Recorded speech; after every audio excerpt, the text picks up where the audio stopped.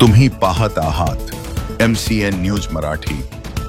जळगाव जामोद तालुक्यालगतच्या सातपुडा पर्वतरांगांच्या पायथ्याशी असलेल्या जुना पाणी या आदिवासी गावाजवळच्या शेतामध्ये 10 फूट लांबीचा अजगर आढळून आल्याने स्थानिक नागरिकांमध्ये एकच खळबळ निर्माण झाली होती।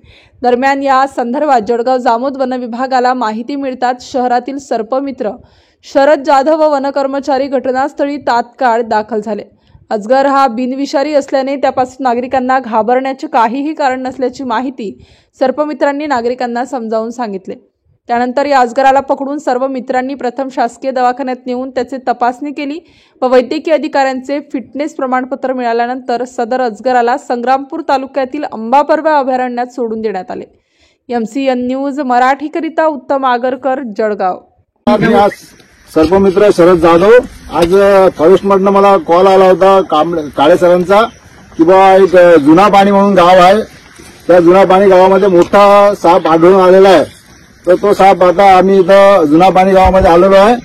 आता बघूया तो साप मोठा म्हणून हे लोक अजगर सांगतायत। आता इथं आम्ही शोधतोय, त्यानंतर तुम्हाला सांगतो कोणता साप आहे। तर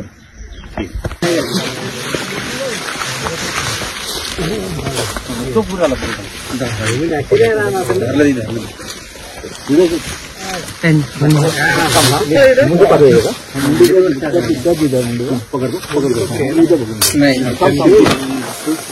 दादा नामोने हैं 7-8 फुट